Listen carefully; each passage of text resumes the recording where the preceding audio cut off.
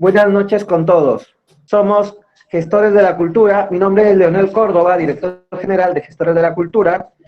Hemos venido con una serie de tertulias culturales todos los sábados a las 7 de la noche y hoy toca el rubro de la educación, un rubro bastante importante y que se ha visto seriamente afectado por la pandemia. El día de hoy tenemos a Franklin Vera, que es un egresado de la Universidad de Piura en educación, en matemática, es educador de matemática y física. Además que es un ingeniero, ha seguido una segunda profesión de ingeniería y está siguiendo unas maestrías. Franklin nos va a hablar sobre este tema tan controvertido que es la educación virtual, sobre todo educación en época de pandemia. La educación virtual no es nueva, no es nueva, pero a Perú no estaba preparado. A Perú lo ha cogido de sorpresa y hemos tenido que ir creando, siendo creativos, ir aprendiendo sobre la marcha. Así que vamos a aprender lo que Franklin Vera nos tiene para enseñar. Franklin, quedan en tus manos. Vamos a aprender bastante de ti esta noche. ¿Qué tal? Buenas noches con todos. Yo soy Franklin Vera Córdoba, ya me presentó Leonel. Bueno, y en esta noche pues con Gestores de la Cultura vamos a dar una charla, un mensaje también, ¿no? Acerca de cómo se está llevando la educación en este tiempo, ¿no? Tiempo en el que no lo esperábamos, tiempo que nos ha cogido de sorpresa, pero que poco a poco vamos adaptándonos a esto nuevo, ¿no? Para ello quiero compartirles diapositivas que he preparado. Educación virtual en tiempos de pandemia. Como decíamos anteriormente, la educación virtual ya se está dando antes, ¿no? No es cosa nueva. No es que las clases mediante Zoom, mediante Meet, se han dado recientemente, sino que ya son años que se va trabajando así, ¿no? Sobre todo se está dando en la educación superior, ¿no? Es donde más se está acogiendo este tipo de educación. Por allí algunos estudiosos en el tema dicen que a unos años sería la única educación viable para las personas, pero bueno, está en controversia eso. Escuelas, institutos y universidades fueron cerradas. Nos llegó la pandemia y ¿qué hacemos? Todos los rubros, ministerios empiezan a dar soluciones y uno de los más idóneos, a mi parecer, cerrarlas constituye una de las soluciones no farmacéuticas más poderosas, ¿no? Nos llegó la pandemia y no podemos estar en contacto. Los estudiantes en el aula, si es que están en zona rural donde son pocos, 12, pero en zona urbana llegan a 30, 40, 40 y tantos estudiantes, no se podía tenerlas así. Ni siquiera el docente que entra a un aula podía mantener su salud en este caso.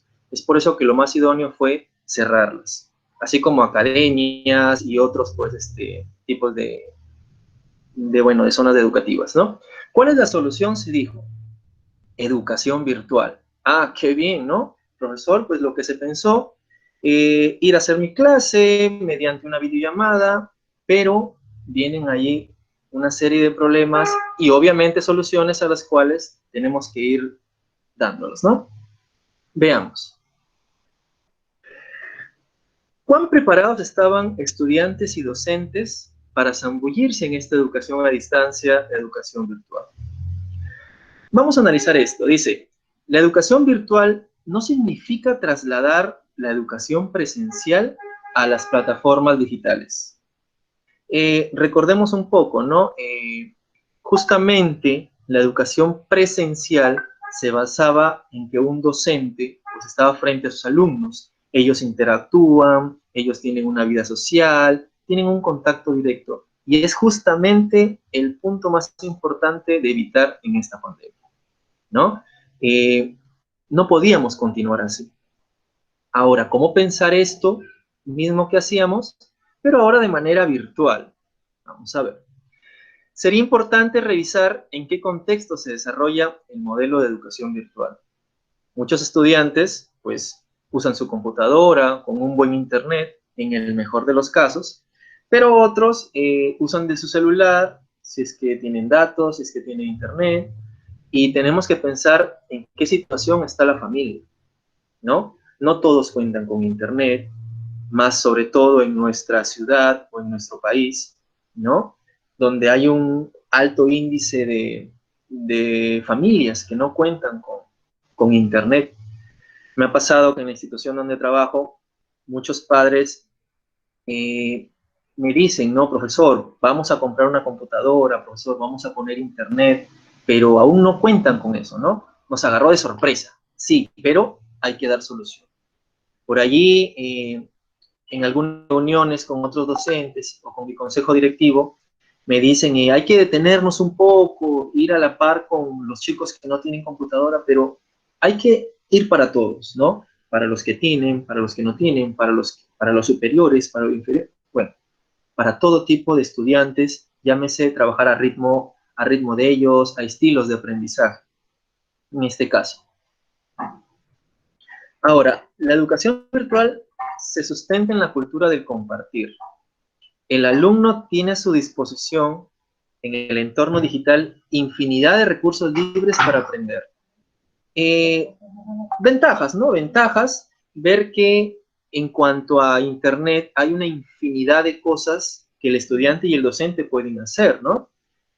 Por ejemplo, el estudiante pues, puede revisar simuladores, puede revisar zonas interactivas de educación, puede revisar un sinnúmero de estrategias que vamos a ver luego al final, vamos a pasarlas rápidamente, quizá hay algún docente que le interese conocer esas estrategias, ¿no? Y bueno, el alumno tiene a su disposición el mundo, digamos, en Internet. Ahora hay que ver cómo lo utiliza. Es importante recordar aquí que no todos los recursos de Internet es importante enseñar a los estudiantes qué es la probidad académica, ¿no? El no tomar algo, puede ser alguna idea, algún documento que no lo ha hecho él o que no lo ha hecho su docente mismo, ¿no? El papel de la educación no es solamente dar información. Aquí viene el problema de la educación virtual, sino desarrollar habilidades y competencias.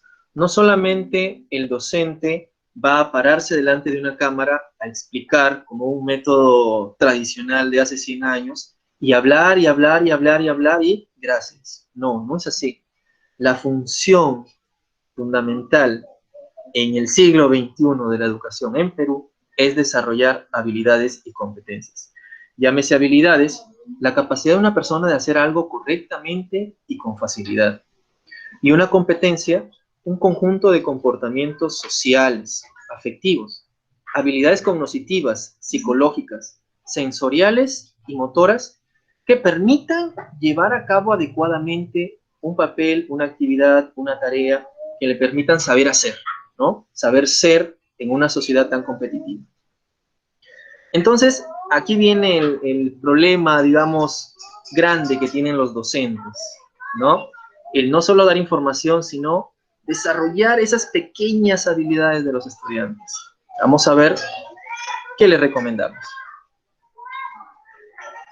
El sistema educativo, entonces, se enfrenta ahora a un gran reto: formar a los estudiantes sin reunirlos en un salón de clases y formarlos en competencias. Vamos a ver cómo lo hacemos. Algunas recomendaciones que voy a dar aquí, ¿no? Tenemos que aprender juntos.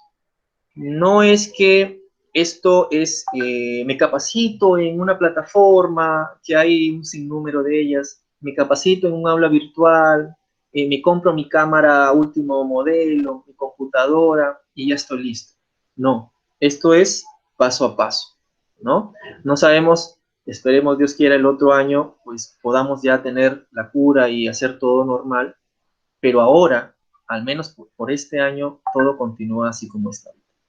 Enseñar en tiempos de coronavirus requiere creatividad y flexibilidad.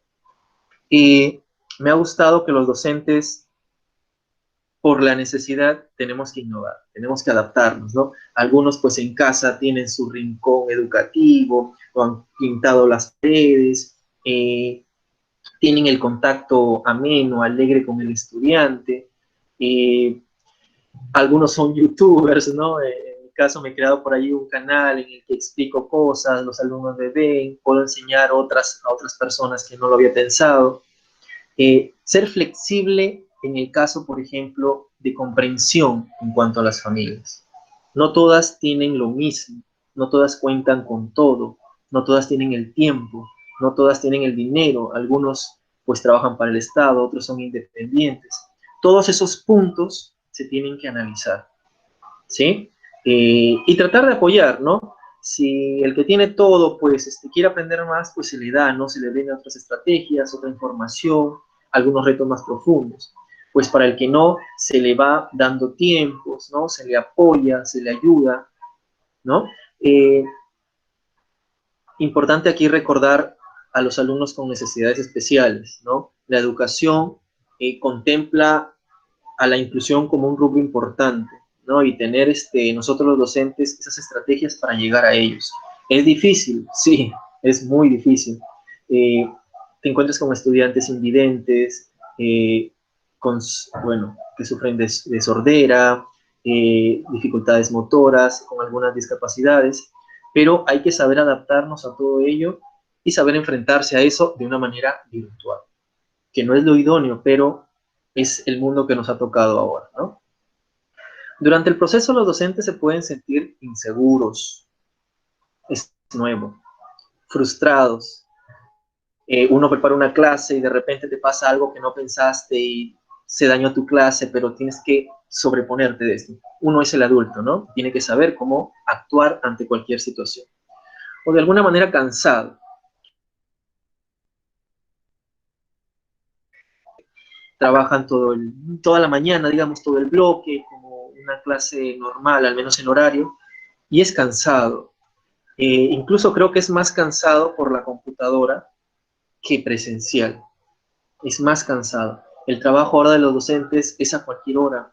Los estudiantes te llaman, los estudiantes te piden, te escriben, y uno pues está allí, ¿no? Uno trabajando en la noche, viendo a la familia, el trabajo, sus cosas, y es más complicado. Hay que ser paciente para ellos, ¿no? Ver estrategias para tu sesión, estrategias para llegar a los estudiantes. Si no te funciona una, pues probar otras, ¿no? Si un día hice un audio, otro día hago un video, otro día hago un debate, otro día me veo, otro día me disfrazo, no lo sé, pero estrategias hay que trabajar. No es un mero explicar, sino que debemos mantener las fases de una sesión de clase, ¿no? Donde lo más importante, y siempre lo he dicho, es la motivación. Motivar a un estudiante en una clase presencial es difícil, pero es lo más importante. Ahora dígame de una clase virtual, donde no todos los estudiantes están con su cámara. Algunos quizás están allí con su celular puesto, pero ellos están haciendo otras cosas, ¿no? Nos ha pasado quizá en alguna capacitación, ¡pum! Eh, inactivo mi audífono, inactivo mi cámara y nadie sabe qué estoy haciendo, ¿no? Estoy allí, presencial, mi nombrecito ahí en el Google Meet, pero no estoy escuchando, no estoy participando, ¿no? ¿No? No estoy viendo lo que hace el docente, quizás porque es un curso que no me interesa, pero está allí la estrategia del docente de llamar la atención, de motivar al estudiante a estar. Por ahí ya van saliendo estrategias como ir llamando, ir preguntando, poniendo algún video pequeño, alguna imagen, algún debate. Bueno, estrategias de docentes, pues infinidad. En mi caso en secundaria es así, en primaria quizás sea más difícil, las cosas deben ser más concretas, ¿no? Y he visto también que en educación superior, pues está siendo ahora así, ¿no? Quizás para ellos sea más fácil, ¿no? Que el colegio, porque ya depende de uno mismo. Es ya más, cuando uno sale del colegio es algo ya más libre, más tuyo, ¿no? Y depende de ti lograrlo. En la etapa escolar depende también mucho de los padres, que son los que están con ellos. Uno hace la clase, pero es el padre el que está en clase, el que está, perdón, en casa. Es él un punto importante en la educación actual. La educación virtual no solo depende del profesor, depende del alumno, depende de los padres de familia, depende incluso de la comunidad, porque si nos dicen no salgan de casa y salen, pues estamos fallando como comunidad, ¿no? Si se nos dice quédense un domingo, pues hay que hacerlo así. Tenemos que apoyarnos entre nosotros mismos. Focalizarnos en que los estudiantes se sientan cómodos y tranquilos.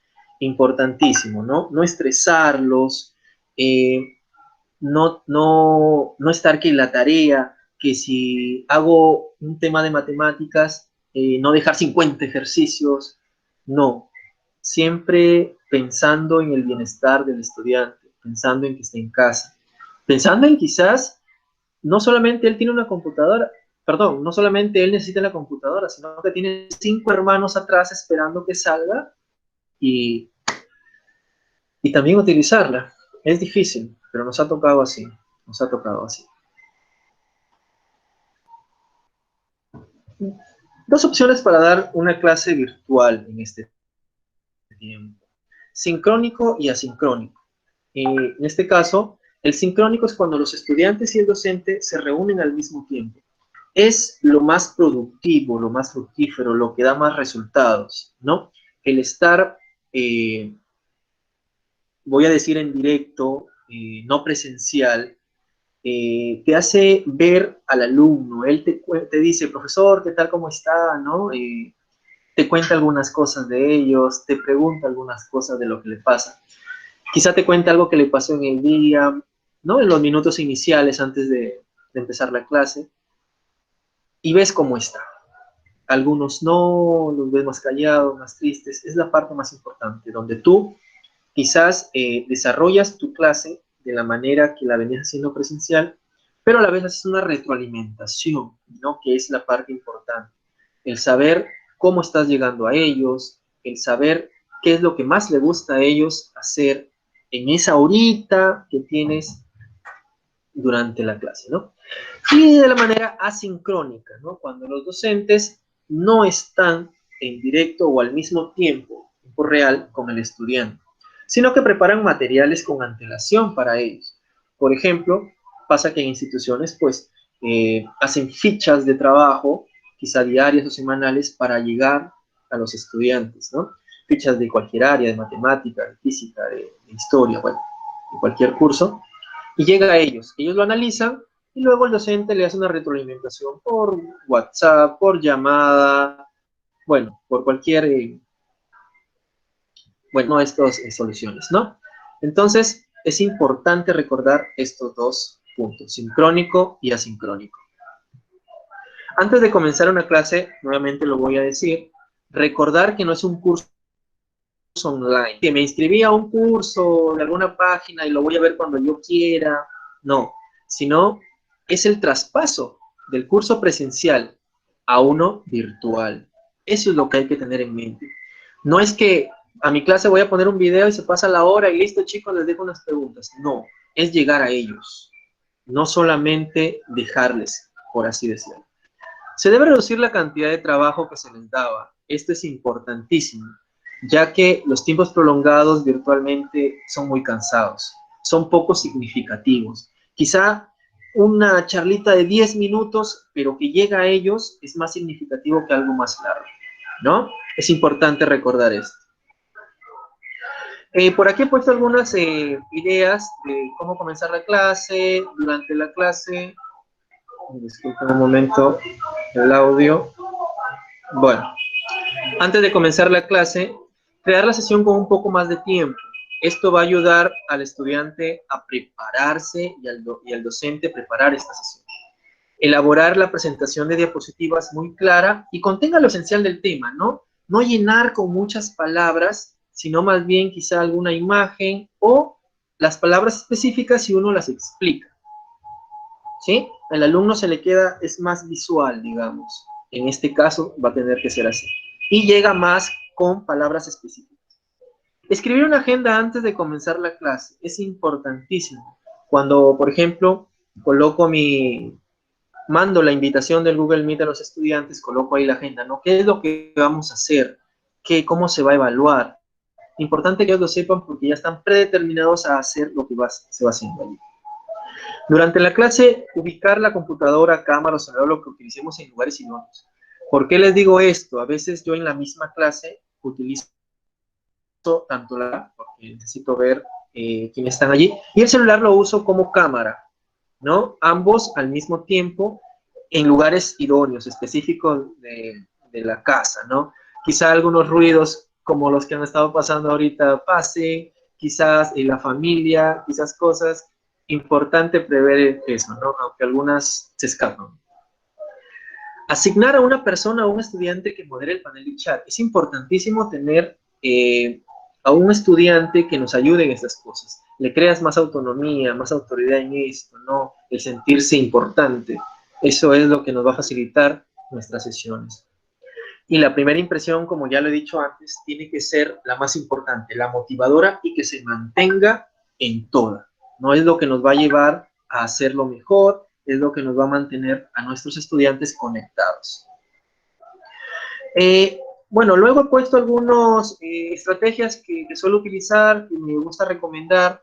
La clase no debe ser muy monótona, no es que yo solo explico o hablo o resuelvo, sino que se deben aplicar cositas allí dentro que los alumnos pues aprovechen, ¿no? Por ejemplo, algunos simuladores de fenómenos matemáticos, físicos, químicos, biológicos llamados applets, ¿no?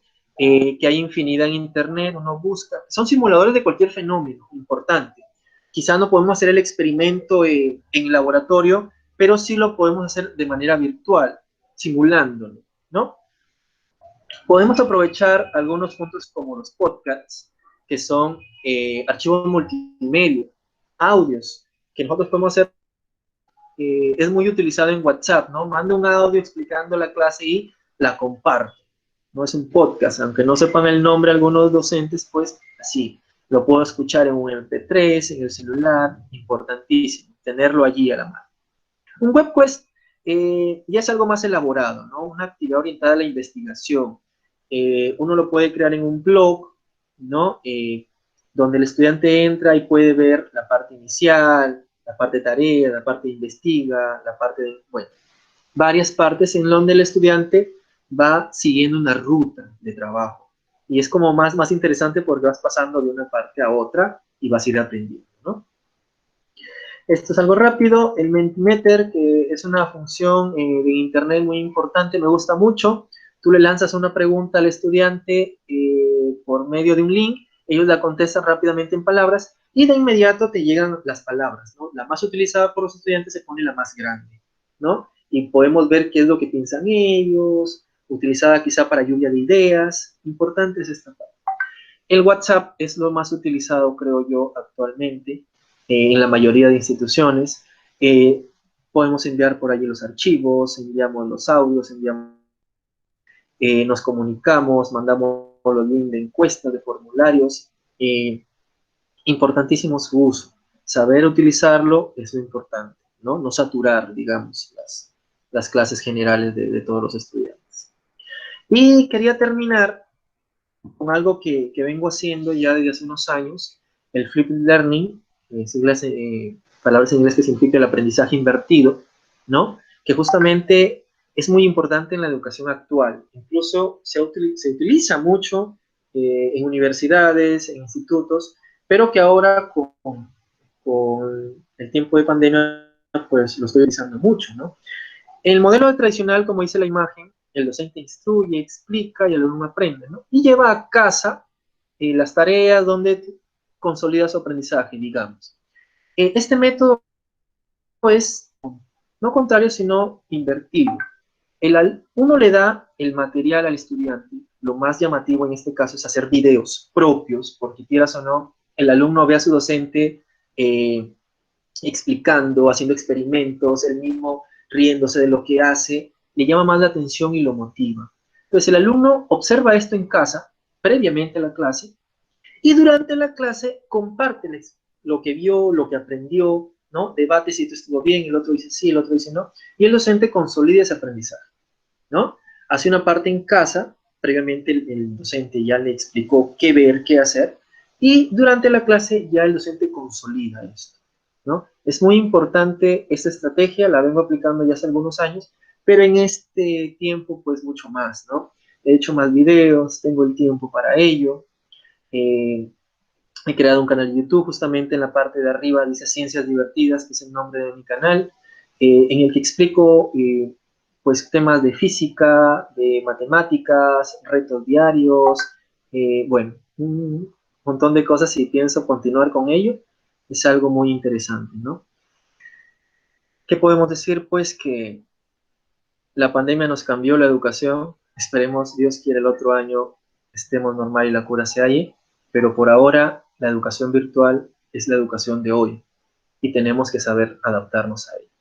Muchas instituciones están utilizando plataformas virtuales, muchas instituciones han creado aulas virtuales. El Google Classroom, que es muy utilizado, lo utilizo mucho, es de versión gratuita de Google. La gente y los docentes tienen que capacitarse en Google Drive, en Google Classroom, en el mismo Google, ¿no?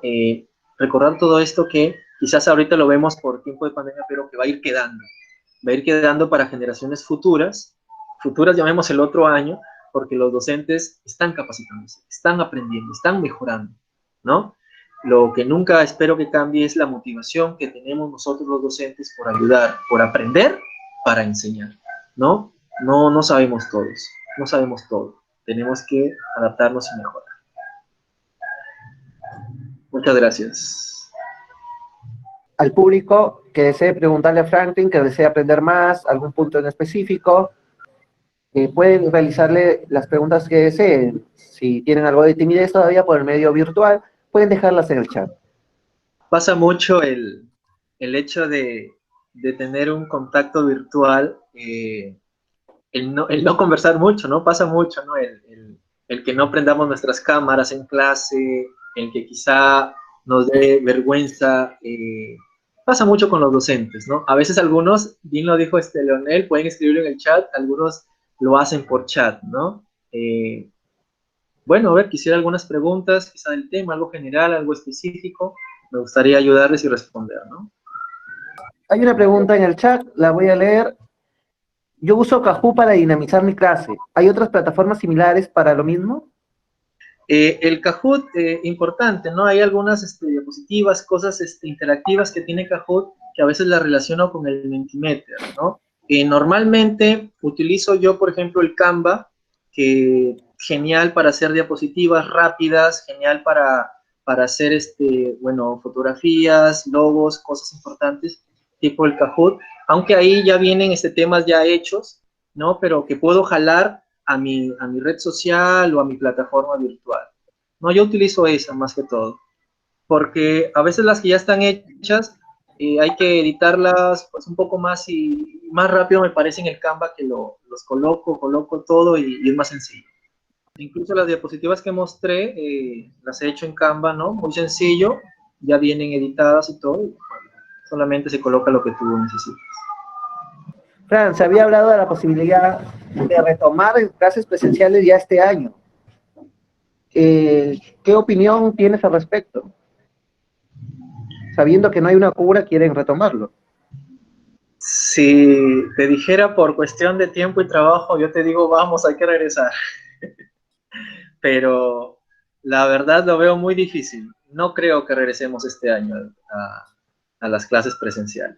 Se había dicho que separándolos, incluso en mi institución habían dicho que un grupo iba en la mañana, otro en la tarde, pero ¿y los docentes?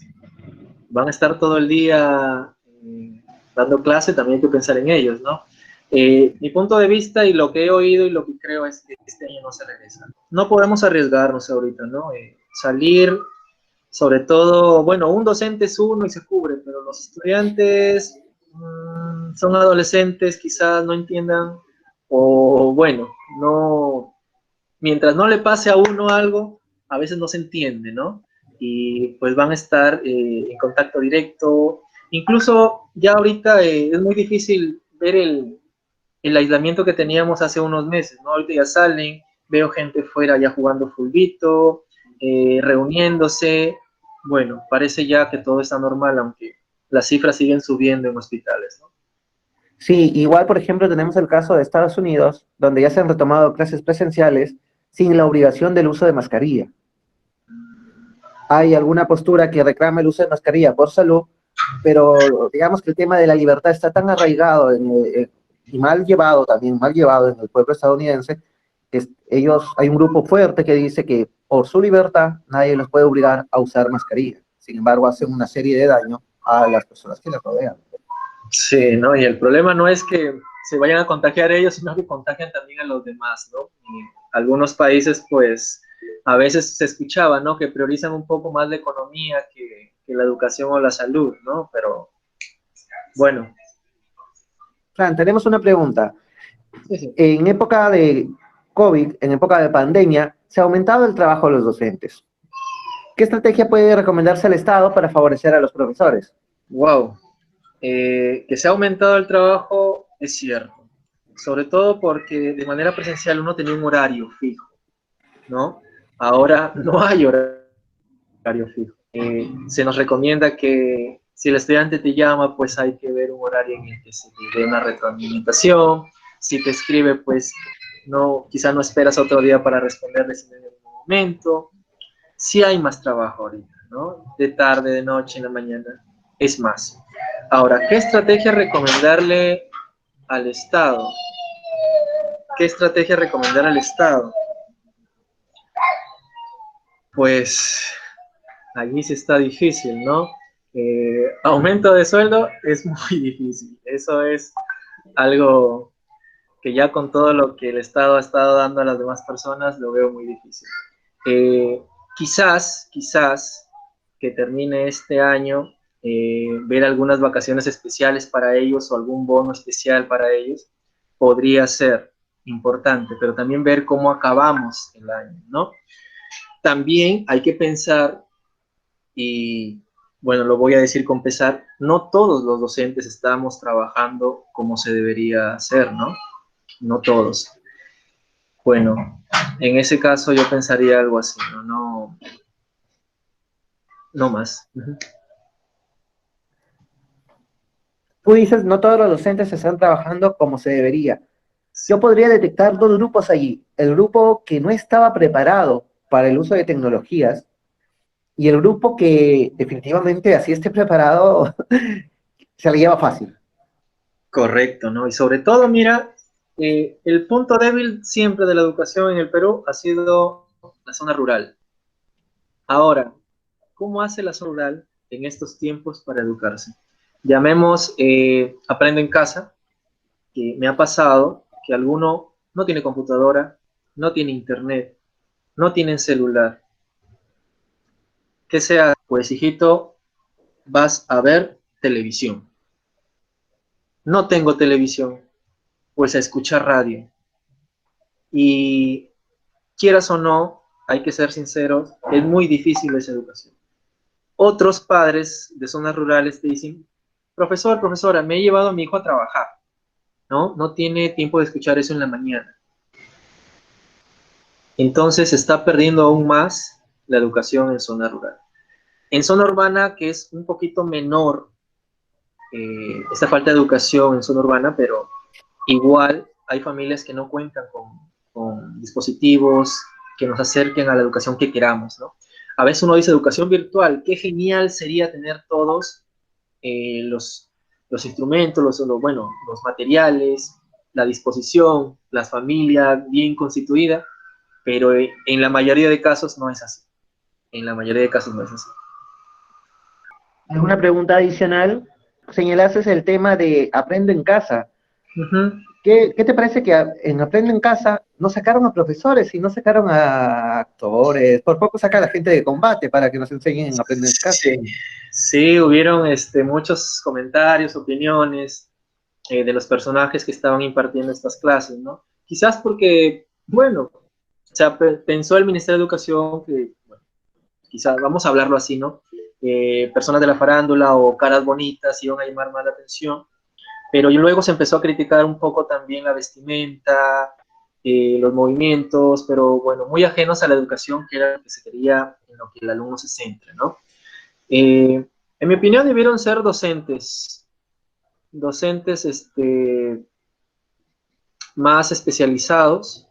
Claro que ellos tienen su ruta de lo que se va a decir y todo, ¿no? Pero yo hubiera preferido docentes, ¿no? Quizá se hubiera hecho incluso hasta concursos, ¿no? De docentes, quizá para que den esto uno de cada zona del departamento del Perú y motivar a los mismos docentes quizás a aparecer en televisión, ¿no? Quizás un día un concurso gana, no sé, el tema tal y lo das a este profesor porque ganó y se le premia, no sé. O sea, ver muchas soluciones y regalo para el profesor que lo hace mejor, ¿no? Quizás así. Hay una pregunta, pero antes de pasar a la pregunta, recordaba que, por ejemplo, universidades como San Marcos comentaban que algunos alumnos, por solidaridad, o solidaridad, no querían empezar sus clases, porque habían personas que no iban a tener los medios suficientes, para poder conectarse a las mismas. ¿Qué opinas de esto? ¿Qué opinión tienes de esto? Yo creo que no querían regresar, ¿no? Y alguien que está, por ejemplo, a mí me gusta estudiar, a mí me gusta asistir a centros de estudio, y si no lo hago, pues ahora estoy estudiando algunas cosas virtuales porque a uno le gusta estudiar. Debemos pensar, si es que la Universidad San Marcos ha dicho que hay que regresar, los estudiantes están en todo su derecho en decir que no, porque no, al menos por ahora, por este año, no debemos tener contacto con muchas personas. Si ellos más bien son los que están pidiendo regresar, pues tampoco, ¿no? No se debe regresar, al menos por ahora. Con esto que estamos, no hay cura, los de contagio siguen subiendo, aunque parece que no. La gente está saliendo más, ya casi no llevan su mascarilla. Es más difícil ahora, pero yo creo que al menos este año debemos estar aislados todavía, ¿no? Sobre todo porque Sí, quizás los jóvenes no piensan en sus familias, ¿no? Todos, no todos tienen familia y esto, ¿no? Pero cuando ya uno es padre, tiene hijos, se preocupa más por ellos que por uno mismo, entonces hay que cuidarnos un poco más. claro, como tú dices, no querían estudiar porque lastimosamente siempre hay perjudicados en estas situaciones, pero la idea no es que se atrasen todos, y sino que se atrase un grupo que después se le puede dar facilidades, pero que la gran mayoría pueda continuar, pueda avanzar. Hay una pregunta en el chat. ¿Qué recomendaciones le puedes dar a las universidades que han favorecido a alumnos dándole tablets con chip, tablets con internet, pero esa distribución ha sido desarrollada, ha sido mal dada, ya que hay estudiantes que realmente la necesitan y no les ha llegado, y estudiantes que han mentido en sus datos para salir favorecidos? Esto también se aplica en colegios y universidades, me comentan. La idea es positiva, la idea es buena. Incluso el Estado ha prometido, el presidente del Perú ha prometido, creo que se han comprado más de 1 millón de tablets para estudiantes de bajos recursos. Incluso esta semana creo que habían tenido un problema con el proveedor, que no llegan. La idea es muy buena, ¿no? Ahora hay que ver si es que estas cuentan con internet, si es que cuentan con contenidos dentro de ella, porque también pueden poner la información. Y del otro lado está el hecho de que las personas cuyos trabajos es distribuirlas, no lo hagan bien. Eh, no vamos a decir corrupción de alguna manera, pero el poner datos mintiendo para favorecerme es ser corrupto, ¿no? Si yo como padre de familia le enseño a mi hijo a escribir un dato incorrecto de mí para favorecerme con algo que no necesito y que otra persona sí la necesite, estoy cayendo en una maldad, ¿no? Y las personas pues que administran esto y lo dan mal o a sus familiares, a sus allegados, a sus conocidos, están cayendo en corrupción, ¿no? Porque no le están dando, en este caso, el material necesario a las personas que de verdad lo necesitan y sí a otras, ¿no? ¿Qué estrategia recomiendas para los niños que solamente cuentan con un celular? En el caso del celular, tengo varios estudiantes en ese caso, no pueden, por ejemplo, me dicen, profesor, disculpe, por el WhatsApp, es el medio más utilizado mediante celular. Profesor, no podemos entrar a su clase de Google Meet, ¿no? No podemos entrar a su videollamada. En estos casos, los estudiantes tienen que utilizar su WhatsApp. Con él, el docente hace su retroalimentación. ¿Cómo así? Por ejemplo, cuando uno utiliza el Google Meet, por ejemplo, en este caso, yo presiono, bueno, con una extensión de asistencia, veo quiénes están presentes. Y los que no, luego se hace una retroalimentación. Se les llama al celular y se les explica un poco la clase. De otra manera, se le puede hablar por el WhatsApp o se le envía material a través de WhatsApp, ¿no? El cual se asemeja a lo que tú has explicado, que no es lo mismo, pero de alguna manera no se queda atrás. Ahora, bueno, sí, también hay que ver si el celular tiene datos, tiene internet y esto, ¿no? Pero al menos con celular es así. Si no tuviera internet ni datos, pues el docente está obligado a llamarle y explicarle un poquito, al menos un tiempo determinado, lo que se ha hecho, ¿no? Y aprovechar, pues luego, aprende en casa con televisión y radio. Ujú. Señor Manuel, tenía una pregunta, parece. Sí, no, sobre todo, estaba escuchando en relación a lo que indican, porque a algunos se le ha entregado equipamiento como tablas o chip. El Ministerio de Educación a las universidades le dio carta abierta para que adecúen sus presupuestos hasta 31 millones de soles y de una u otra manera proporcionar todo el equipamiento de todos sus estudiantes, no tan solo a los que, no, sino de todos. Y entonces, ¿qué pasa? Que no se ha hecho. Justamente, el SUNEDO está haciendo esa supervisión, está haciendo la supervisión que a la fecha no hay medios verificables. Entonces, nosotros como universidad nos preocupamos porque al momento que estamos dictando nuestra clase, lo que dice, no, nos encontramos con estudiantes que no tienen computadora, no pueden tener una computadora de escritorio, no pueden tener una laptop, y usan el celular. Justamente la semana pasada que yo tuve exámenes, muchos de ellos me decían, ingeniero, no tengo computadora y solamente cuento con el celular. Entonces, muchos de ellos me decían, ¿puedo yo desarrollar el examen en hoja y luego hacer tomas a cada hoja y enviarlo para que usted me corrija? Entonces nosotros estamos encontrando casi que un 30% de estudiantes, no son atendidos, porque tienen el gran problema de esto de la tecnología, ¿no? Por este caso, el internet. Todos aducen que el internet es deficiente. Entonces, muchos de ellos usan sus datos de celulares. Entonces, han empezado a las clases, pero sin embargo, pues las universidades no están proporcionando los recursos. Nosotros como docentes, por ejemplo, estamos usando nuestros recursos para poder atender a los estudiantes. Entonces, la pregunta es, ¿y qué hace las universidades, en este caso de Piura, con el Cano? Porque las universidades de Piura cuentan con Cano. ¿Y qué hacen con ese Cano? ¿Qué hacen con esa plata, ya que no se va a invertir este año?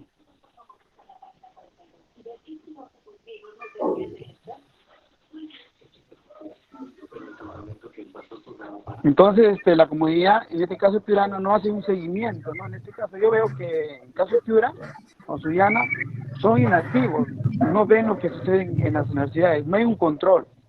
Creo que falta un poco de control y seguimiento.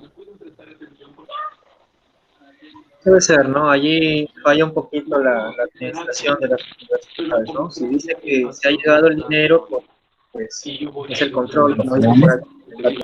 Claro, pero esto también va más allá. Tenemos que pensar aquí, es un tema de educación de la comunidad. Nuestra comunidad no es una comunidad política, Piura, Sullana incluido, aunque siempre nos gusta diferenciar Sullana de Piura, pero Piura en general, Sullana incluido, no es una comunidad con educación política. No es una comunidad con participación política. Le falta, como claramente lo dijo en el chat, Johanna Santa Cruz, control y criterio, pero no solamente a las autoridades, sino a la comunidad. La comunidad no sabe controlar estos temas. Todo esto se desarrollaría mediante lo que es el tema de las sociedades intermedias. No hemos aprendido.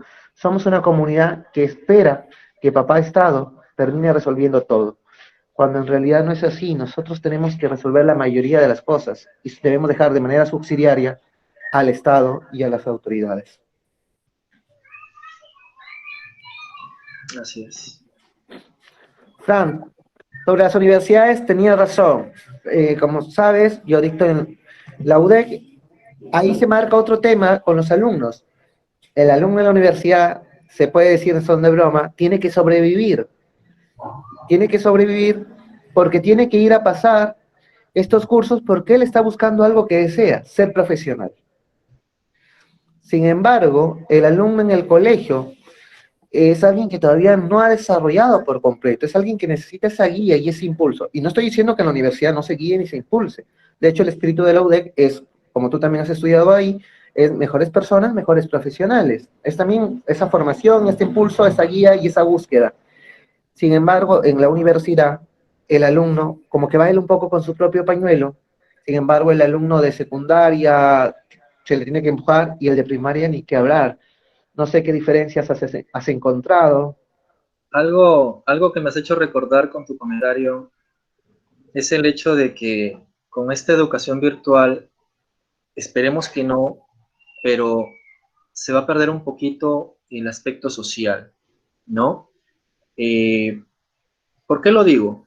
Porque en el colegio, vamos a hablar de un aspecto escolar, eh, hay muchos estudiantes, como dices, son muy buenos, tienen autonomía para el estudio, ellos mismos son, quizá los padres no están detrás de ellos como la mayoría y salen muy bien, pero son un poco más introvertidos, ¿no? Y quizás llegan a la universidad y antes más bien a los más sociales, a los que quizá no sobresalieron, he visto y tengo muchos exalumnos que en la universidad les va mucho mejor. ¿Por qué? Porque como son muy sociales, se dan cuenta de que ellos pueden darle mucho a la sociedad y no deben quedarse. Y más bien de ellos depende, ¿no? Cuando uno sale del colegio hay una ruptura allí. Hay una ruptura con los padres, vamos a decir en el ámbito educativo, por así decirlo, ya uno mismo tiene que ser, ¿no? Depende de uno mismo. Si tú quieres ser alguien en la vida, un profesional, el sobresalir, depende de uno mismo. Eh, la mayoría es así, pero en el caso de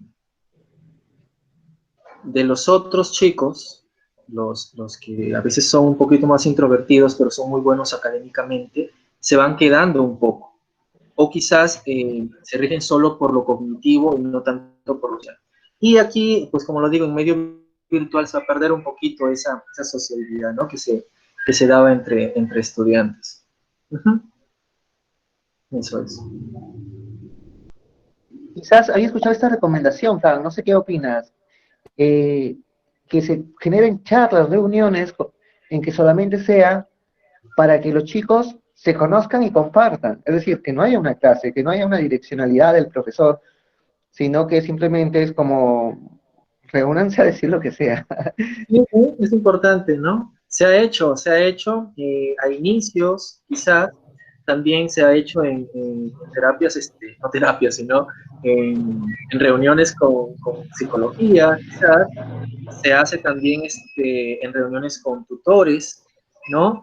Se hace estas cosas, porque no todo debe ser académico, también tiene que ser social, tiene que ser divertido, tiene que ser ameno, porque claro, estamos de manera virtual, pero la vida continúa y este no es tiempo perdido, es lo que debemos tener en cuenta, es tiempo que debemos aprovechar al máximo con pues las diferencias que tenemos ahora, ¿no?